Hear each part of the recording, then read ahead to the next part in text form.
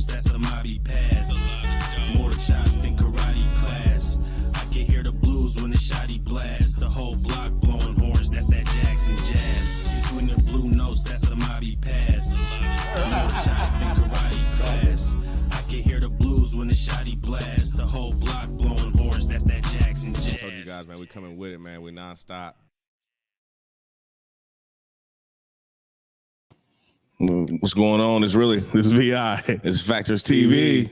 Back at it with episode 26. Yeah, I think Cuddy said 26. We just had a whole 26. debate, man, what episode this is. I don't know, man. It's running concurrent, man. It's been going a long time, man. Hey, man, I was trying to get hang of this because I came into the wide camera because usually I come into this camera. Like, it's just taking 26 episodes to get it right. Still That's going. it, man. But how you been, man? It's been a little, a little break, man. What's going on? What's going on with the Factorz? Been good, man. Handling business. Football season started for my little league kids, so we're out there coaching. City Panthers going for another championship. Life, kids, having plumbing issues at my house. Yeah, man, it's life, man. But we're here, we're still going, we're still rolling, man. What's up with you, man? Man, cooling. One of my daughters got COVID, so yeah, she's gonna have to, chill. She's doing all right, but I usually get her around this time, so you're gonna have to miss her this weekend. Hope she gets well. Other than that, been in school, finishing up the summer quarter, trying to finish strong, man. So I only got about maybe till October or November man, to so finish. Dope, man. All you brothers in this room, man, I commend all you guys. School, man, I want to, but I don't want to. So I commend all you. No, seriously, I commend all you guys. That's dope. Like when you have the patience and perseverance to do it, I love that. I want to do it, but I don't want to do it. So yeah, commend you guys, man. That's what's up. Let's finish the school, man. Then we got our fourth annual Smoking Flow coming up, man. Smoking Flow. Okay. Original content, man. You know what I'm saying? Me and my brother been doing parties for 15 years, but the Smoking Flow is one of our most original events. That's just like nobody else in the world or wherever region could be like. Now it's funny because now I'm starting to see hashtags. I'm starting to see people do hashtags. But yeah, we did have the original one for sure. Yeah, but Smoking Float, man, 2022. We're gonna be down at Stanslayer's boat launch, which is down off of Genesee. We have a couple people bringing boats out. A lot of people from Tacoma already rented boats. Through Bernard Cage, he has a couple of boats and jet skis for rent. Everybody bringing their floats out. We got DJ Marvelous coming, man, to come play some cuts. Got some vendors out there. Pinky, she's making drinks. Her juices, non-alcoholic and alcoholic beverages. We got a few vendors. A&B crystals. They do a lot of energy and crystals and stuff. So we got 4 or 5 vendors that's coming out and some more that's going to come show up and have a good time. Like I said, it's the 4th annual, so I'm excited for it because it's something that's original. It's for Black people. And if you get to see the energy of Black people on the water, man, just chilling and vibing, we're supposed to be in the sun and under the water all the time. So Seattle, man, it's beautiful. When the sun's out, the water's hidden. Best place in the world, even in the winter, though. But what's going on, man? I seen down there in California, Tesla's having issues. There was a lawsuit filed. Lawsuit, man. What's going on, man? Somebody crash again? Because they actually have a YouTube channel of the actual Tesla crashes from the cameras that are on the car. They make compilations to show you the effects that are. What's crazy is it's not. It's about racism. And and Black people, it's a group of Black people who made the lawsuit up. And I believe there was another one before this, but there was some, I guess, racial slurs from managers, HR. I guess there was comments about liking booty or something. That's what it said. Racial slurs, workplace issues, comments like likes booty. I don't know. She got a big old ass. Yeah. Hey, Tanya got cheeks. Maybe. Okay, maybe that's what it's about. That's how they was talking in the office. Rich old white dudes probably saw a young Black thing. Tanya, the ass is banging. Yeah, you're stupid. So that's probably what it is. But yeah, it's a lawsuit going on, and I think this is the second or third time I heard something like this from Tesla, factory or workplace. Well, I've heard before there was actually a situation where people felt like they weren't getting an equal opportunity as workers. So that was probably a couple years ago. It died down because obviously they got paid off for things I handled. But Tesla is just they're innovative as far as technology goes and everything goes. But there's a lot of drama behind the scenes, especially with Elon buying Twitter and not being able to do what he said he was going to do with it, which is basically, Elon already came and took over Tesla. Like he even started nothing. He just came and crashed the board. But I don't know. It's hearsay. Yeah. But and even the stuff with his dad, you know, you're dating your stepdaughter. Oh, Jesus Christ. I can't even think about it. He's a sicko. Hey, these guys got a lot going on, man. It's unhealthy. So I guess it's just some things coming up from the dirt, man, and light shining on things. Because if they're smart, they would hush all these things right now. Who wants some money? Give it to them. Because it's gonna bring more to the light. But yeah, I guess it's a group of 15 black people who got the lawsuit filed in California against Tesla. Also, in other news, one of our all-stars from here, Baby Boy, DeJounte Murray. He's been traded to Atlanta Hawk. He's an Atlanta Hawk now. And I actually personally got to talk to him just a little bit, and he already had an idea. You know what I'm saying? And he's not trying to save face for the Spurs. They literally told him, you know, hey, we're going to be rebuilding. Like, we're going to just try to trade you. You know, where do you want to go? They actually asked him. So Atlanta has always been in his eyesight to play for. He's always wanted to live there and play there. So everybody's kind of shocked and everybody's, you know, feeling a certain way. But he knows best for him. And the Spurs actually did him a solid. And I commend them for not being a group or being a business that'll hold on to somebody knowing they can't do their best with them. Knowing they can't, you know, give him the best chances at winning or chances at being the best he can be, you know. So they basically said, hey, you know, we're in rebuilding stage, and they really are. Like, a lot of people, no, we're ready right now. If you go look at the Spurs team, they're really rebuilding. They've been rebuilding for some years now too. Even through the Kawhi Leonard and all that, like they were still building. Even you got, you know, perennial all-star, it still wasn't the same team that they was used to. Was coming out, you know, from top to bottom PG, you know, the power forward it was on, you know, yeah. So. I think they've been rebuilding. He's excited though. Every interview, I think, you know, he was ready to go to Atlanta. He's young, you know what I'm saying? Baby Boy is what, 25, 26, something like that. Maybe not even that. But now he gets to play with Trae Young and in a different. I think the market counts too. People understand, you know, when people see the millions and playing somewhere, they don't understand the market. You know, OKC, Cleveland.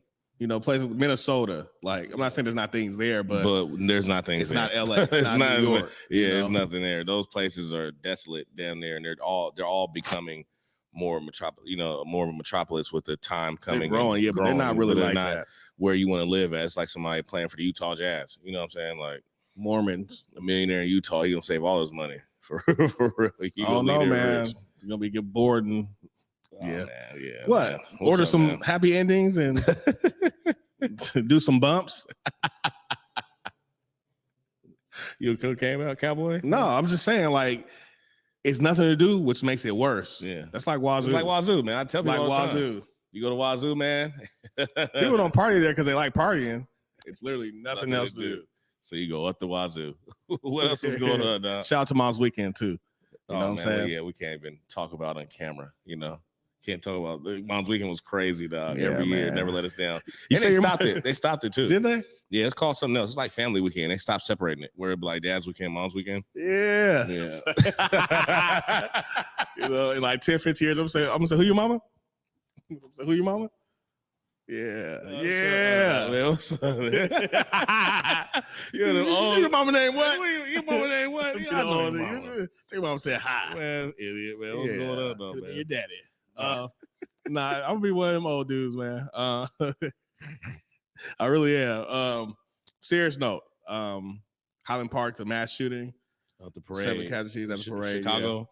Yeah. The suspect, Robert Cremole, he was taken in alive, untouched, unharmed. You know? And they also said that he dressed up as a woman.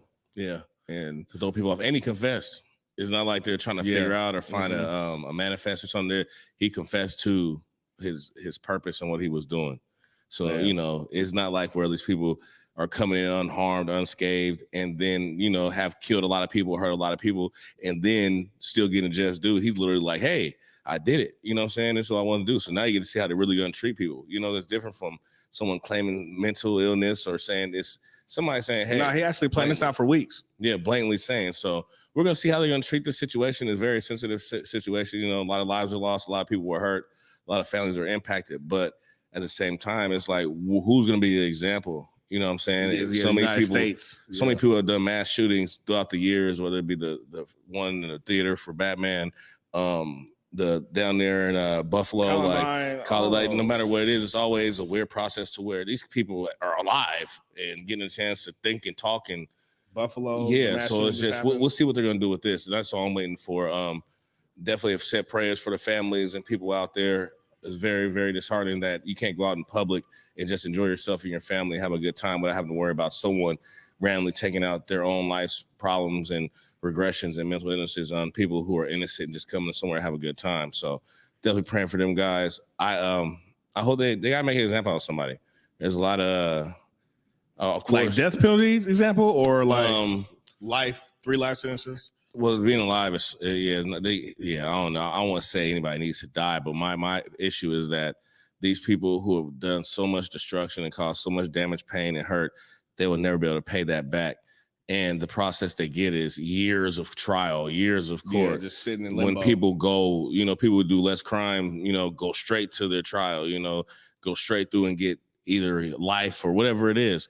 So I don't want this to be a thing where he confessed to it. Now let's kind of sit on it, because people forget the Green River Killer's still alive. You know what I'm saying? Like it's just people like that. Info up. Gary Ridgway, who've done major crimes and hurt a lot of people and families and taken lives. And it's just unfortunate, man. I just hope that something is kind of done, if not for about him being killed or the death penalty or whatever. It has to be an example made of this is what we're going to do to these type of people, because they're around us. They're out here more than what we think, just plotting or waiting for a moment to snap or use an excuse of why this or did that. No, yeah, it's scary going to stores now, events. That's the life of being an American and being a Black American. Yeah. It's always been things against us, but just the fact now that it's still not going away. I tell people all the time, the first gangster killer thug I ever remember learning about was Timothy McVeigh. It wasn't some Al Capone or it wasn't somebody I know. It wasn't somebody city. It was Timothy McVeigh from the Oklahoma City bombing. So we know America's history, but at some point they do have to make a example of somebody. They have to say, hey, they make an example out of drug dealers. They make an example out of rapists. You know what I'm saying? Anybody they feel. But when it comes to the people who have caused mass destruction, mass death, and pain, it's like you always see a just due process, and they're getting the most lenient. Oh yeah, the system works for them. How are you just sitting there, getting to write out these things, and it's unarmed Black people don't even come in alive. Man, don't even make it in alive, man. So many people don't even make it home and don't have the ability to defend themselves or explain their situation. So once again, we want to send love and pray for the people out in Chicago. Definitely unfortunate. And like I said, I hope they make an example out of him, because at some point it starts. Because other than that, just carry your own weapon, and anybody do anything around you, knock her down. That's what it becomes to. Who practice the rights to bear arms. But your rights to bear arms, and then you're in a place. You might be the one to save people. So practice carrying, practice using your weapon, because in the world we're in, like brother said, man, it's cold. Man, that's why I tell people I hate guns. I don't like guns, but you can't be running into Rambo and you're Confucius. Like nobody wants to.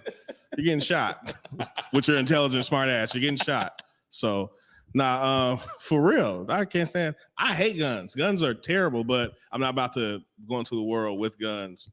Bro, put it down, brother. No, back up, This ain't the way, brother. We're supposed to love one another. God, hold on. Come on, man. It makes no sense. But so I got a question for you. How much even? Well, so my engineers, man, how much is it too much? Is it too much to spend on a date? Yeah. Got my boy Shay in the building, man. My boy Kurt, man. What's going on, man? Hey, Two C's. Cuddy and Shay. Well, you gotta think about it. If you're not with 2 people, your bill is definitely minimal. My man's in the math. No, you don't spend 100. The 100's out the window. It's already, yeah. 200 is 2 weeks. Okay. You're hoping for the best. Man, wishing a prayer. You have to at that point, you're literally hoping that it doesn't. Yeah. But you already have to have an expectation that it's going to exceed some of these things. Now, see, I can respect it. Expect not. Yeah, I can respect that. Not expecting it to, but yeah. Okay. I agree, man. I agree. Ooh, the hookie with the lammy. The hookie with the lamb. Ooh. Listen, I agree. When you go out, you expect to spend 100 easy. You know what I'm saying? Just because of if you're gonna get something to eat, you're gonna have some drinks. It's gonna happen. So I expect that. My thing is there are people who see things differently as far as a date goes.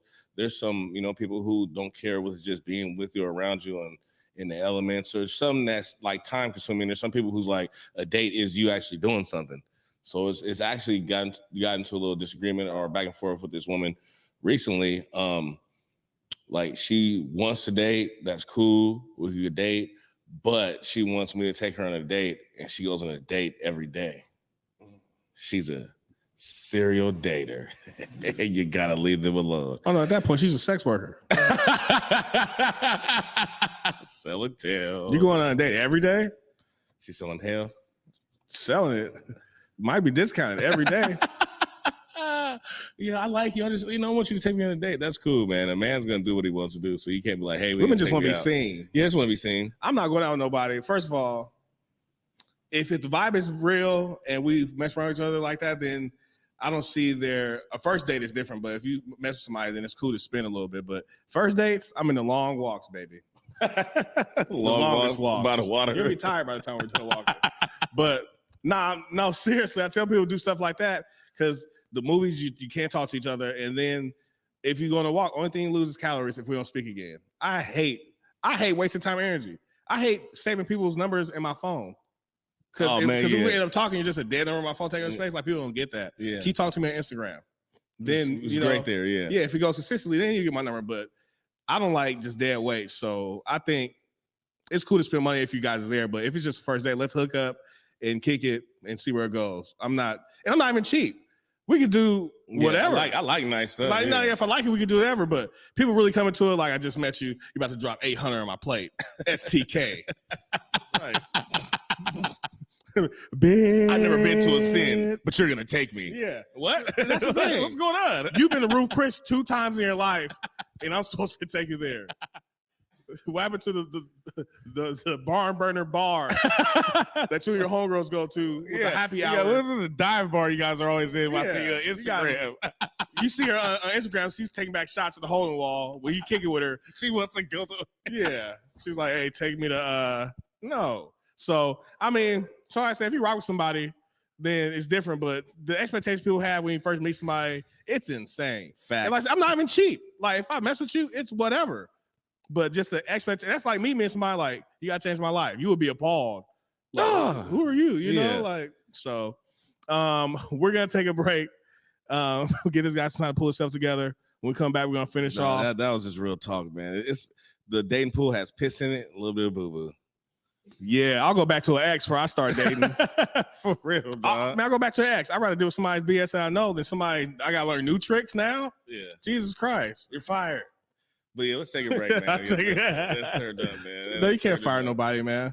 Oh man, all right. You seen The Apprentice? You're stupid. Really, man. Jake Trump. All right, man. We'll be back, man.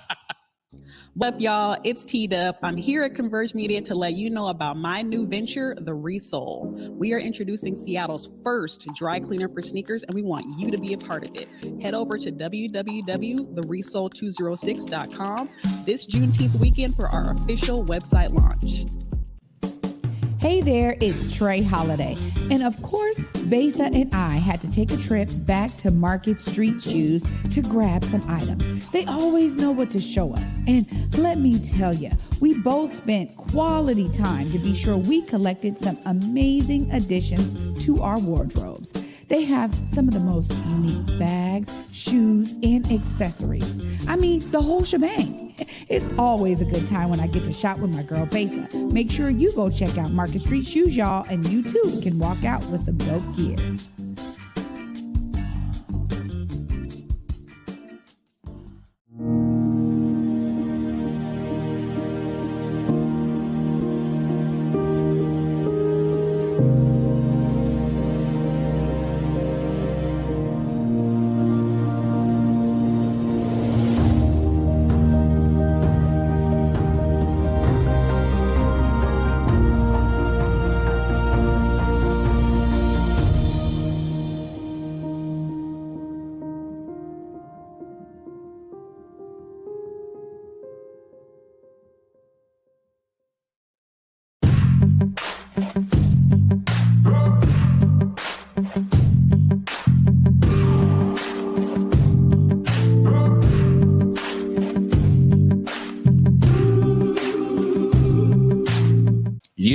We back at it like a crack addict with a bad habit.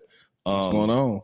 We're gonna start it off with NBA young boy, man, never broke again, man. YB. He this guy, man, he has been, his charges have been dropped. He had basically a gun charge against him. He was felon already, wasn't supposed to be around weapons, and then connected to a couple shootings, things that were going on. They were putting his name in, and these are federal charges too. So jail, scary period. Prison's not cool. Don't do drugs, don't do crime. You can't do the time. But federal time is very much different. So when you're looking at that, you're looking at mandatory of 88% of your time. So I think he was looking at 10 years, 12 years if he would have been charged with these crimes. Basically, it was for felon in possession of weapon and then conspiracy to commit, I want to say either murder or something else, but he was basically involved in a lot of beef that's going on in his hometown of Baton Rouge.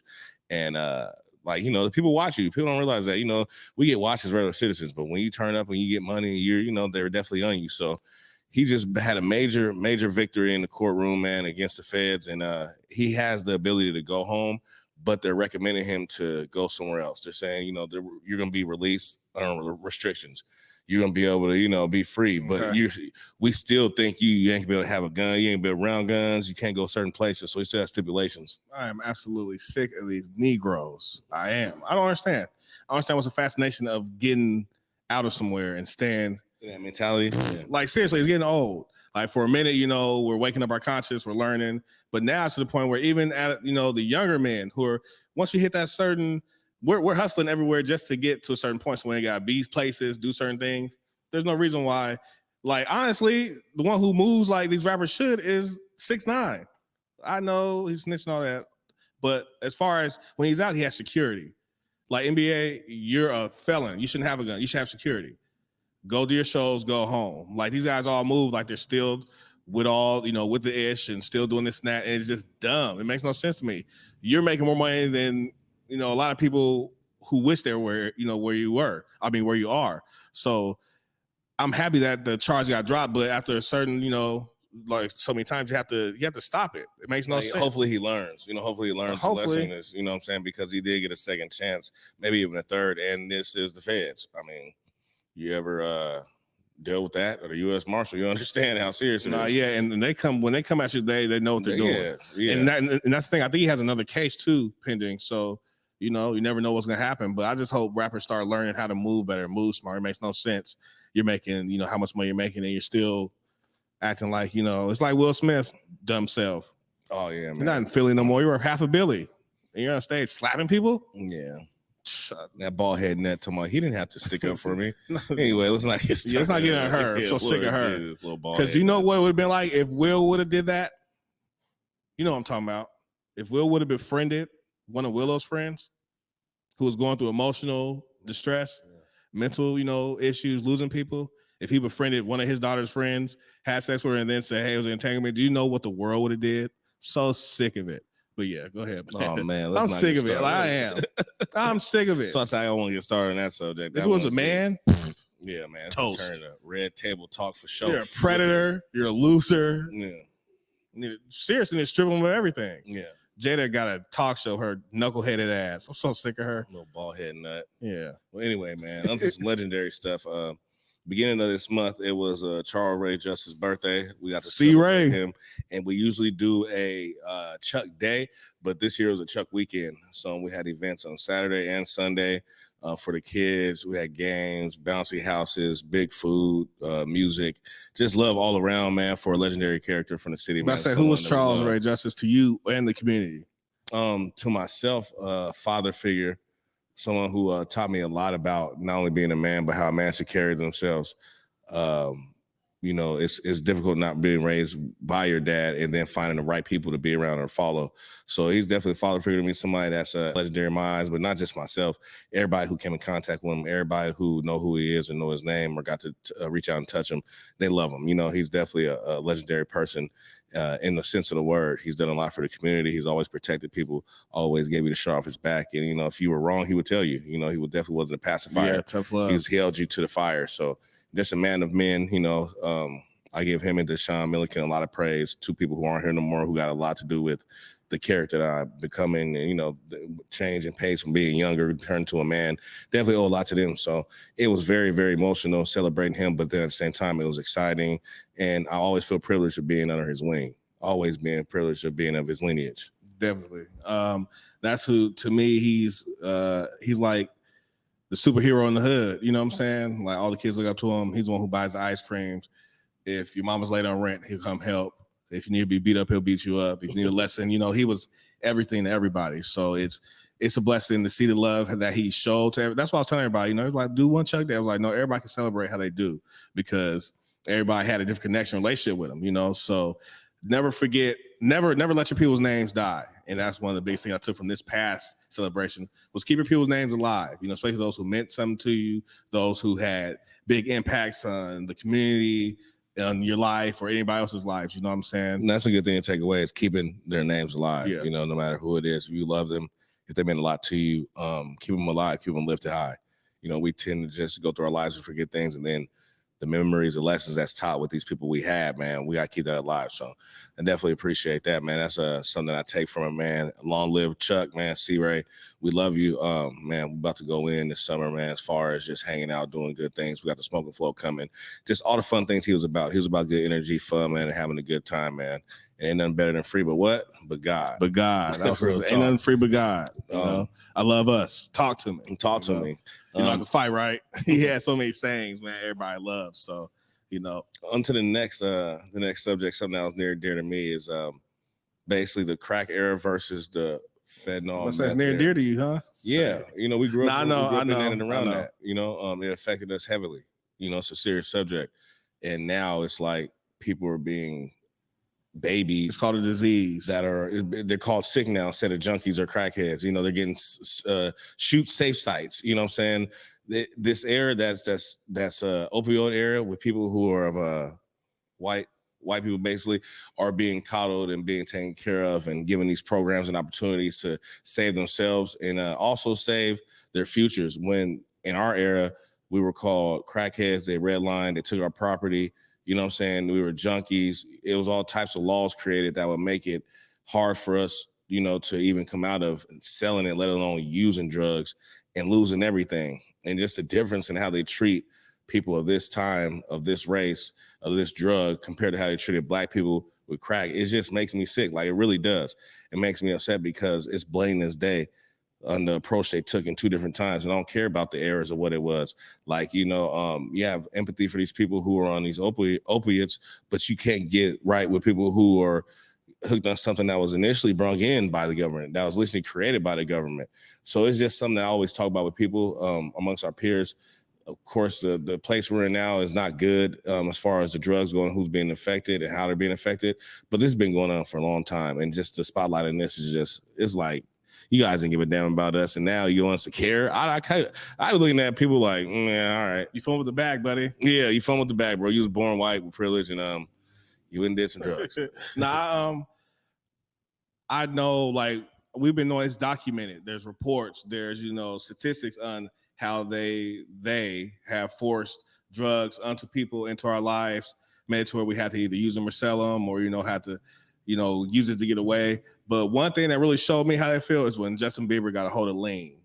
Like, because, you know, I was a little older, my conscience, I was a little more older, you know. So I grew up in the era where the drugs was already here, and, you know, they didn't put any institutions to help people have safe injection sites or programs to get off. Or when you're in prison, you have a program, if you're on drugs, to help you get out earlier, where growing up, people who were on drugs were given more time, you know. But when I seen, you know, because people could check the timeline, like, lean was activist was a big thing. Activist was a big thing until Justin Bieber got a hold of it. Then they were like, no, Negroes, you can't have this one. And I'm gonna say it just how, because he ain't lying. I used to do my thing, and my tell you was that they literally shut down a company because this white boy got caught with a lot of it. When Project Pat, 2 Chainz, Lil Wayne, Screw, a lot of people have been using this, speaking out loud about it. People have been dying from it. Nobody has said anything about it until Justin Bieber gets caught with it. And mind you, he had like a couple barrels of it, so he was tapped in, but they shut down a whole plant that made medicine to save face on it affecting not only Justin Bieber, but white people because he is white, when they could have did it a long time ago for thousands of people who have died already throughout the years. So this is another example that goes to show you how they police against us and police against others when it comes to drugs. Man, first time I saw Coke wasn't black person. It was white people. It was Tolo. And they said twin. Want something? I said, hell no. What the hell you guys doing? I'm scared. I'm scared as hell. Oh my God. Twin, you want something? No, man. I'm all right, bro. I'm about to drop a G or whatever that means. Do your thing, bro. Do your thing, bro. Nah, man, you're going to hell. Erik Holder, the man who is accused of killing Nipsey Hussle. He was found guilty. He did that shit like OJ. Man, stop bringing OJ in. He did. we were old OJ. That's why they did that. Rest in peace, Johnny Cochran. But Erik Holder, he was found guilty of assassinating, Nipsey Hussle. What do you think? Do you think they'll give him life? Do you think they'll let him get out in 30 years? No, he's never getting out. He's never getting out. Because they found it to be premeditated. And he had 2 guns on him. He went up there with the purpose. And he was a felon, huh? Went up there with the purpose to hurt Nipsey Hussle. He didn't go there for nothing else. It sucks because it's somebody that's around you every day, that you're friends with, that you're probably hanging out with, doing your thing with. And you see pictures of Erik Holder around Nipsey at certain times and, them being cool. So I don't think he's going to get out, honestly. And he might not make it out. I'm going to be honest with you. I read in the news that some of his family members were. He's had 6 family members killed since Nipsey Hussle died. 6 close family members. And then he's been beat up in prison. He's been in basically isolation. And they put him back in regular population the first day and got scuffed. That's a picture on the internet that's going around of him with the humongous black eye and busted lip. He's been secluded, and then he's then put in general pop, and they tore him up. So his life in prison is going to be horrible. So, it is what it is. You did what you did, and you took out somebody. That's what people don't realize. Like, even, what we went through with bro, it's like when you hurt someone who take care of a lot of people are going to want to hurt you. You know what I'm saying? Yeah. That's really Nip took care of a lot of people. But also, I think because of his status, his status too. The great Kodak once said, he said, kill a street dude, get a dime. Kill a rap dude, get a dub. And I believe that, because, stuff happens every day and some crimes don't even get solved. Yeah. But I think because of pressure, LAPD or whatever it is, to get this done, they're going to get it done. It's been pushed back way longer than I thought it was going to be, but that's why they didn't give him life. 3 years. Yeah. 3 years, man. It's been a long time. So, like I said, I don't think he's getting out, and then there's going to be pressure on the inside because of, Rolling 60 is one of the biggest gangs ever. They've been locked up since the beginning. So you're going to go in there? He got lifers in there. You know what I'm saying? And it's people that he actually knows because he is from Rolling 60. So it's very unfortunate, man. I hate that he took away a great, because Nipsey's definitely one of the ones we needed. Everybody be like, oh, he's a legend as soon as they die. You know what I'm saying? But I don't base legendary off of music all the time. It'd be off who you are, what you do, and how you move. And Nip's a black man that we needed. We needed a black man like him look up to and to model ourselves after, and the kids to come. Plus, he was doing a lot of things. So I think Erik Holder's going to most likely get life, if not the death penalty, because California does use a death penalty, especially in gang acts. Damn. So he might end up on death row for a long time. Yeah, he might end up on death row for a very long time. So whatever his outcome is, he deserved it. Like it was premeditated. You know what you was going to do. There's some hater stuff, kid. No. Yeah, definitely. So, man, long live Nip. Other than that, man, don't drop soap. Man, that is not right. Don't say that on this. That is not right, okay? I was just watching that Booty Warrior Boondocks. He said, I like it and I want you. We're going to do this the easy way? He said, nothing you can do about it. We're going to do this the hard way. Anybody want to shout out, man? He said, booty was more important than water. Shut up, dog. I want to shout out myself, man. Shout out my team, Converge Media, man. Shout out everybody here, man. Black Media Matters, man. Shout out Sal. Yeah, that's Sal, man. Man, thank you for everything you've done and rocking with us, bro. Been a long time coming. There's been a lot of people coming in and out of engineering and producing for us, but you definitely held it down, man, and held us to a standard. So appreciate you, man. Hopefully you don't go too far. I feel like Sal's like a rich benefactor here just messing around. You guys see the house? Like he's just a rich dude. Just I here hit him. I just wasting said, bro, time. man, what's going on, man? You see his house? That big old mansion. I said, what's going on, man? Yeah. You here? Tell me the truth, dog. Come on. Are you one of the Sultan sons? Let me hold some money. We get some money. But nah, thanks, Sal. I appreciate you for rocking with us and pulling up every week and your contributions to not only our show, but every show on Converge and to the content and, the media in Seattle and, beyond. I appreciate you, man. We're always going to be tied in, connected. If you ever need anything, I can get to you. He was telling us about that hashish. Yeah, I ain't doing that stuff. Hell no. Go home and enjoy the spoils. Man, much love and respect. Other than that, man, my boy Kurt, what you got going on Sunday? You got something going on Sunday, don't you? Ooh, within Soto, man, day party, man. 3 to 9. Can I come? And within Soto's pretty dope too. It's pretty dope, man. I like it. It's a nice little venue, man. So you nice said 3 to what? I'm coming, nigga. Oh shit! I forgot I was on air. That was a nigga. Yeah, nigga, I'm coming too. Damn, man. You can't let a nigga Tell know. me something, man. You can't let a nigga know. That was really an accident. I gotta stop being black on camera. Hey, man. We'll be back. This has been episode 25, 26, 27. It's one of those, man.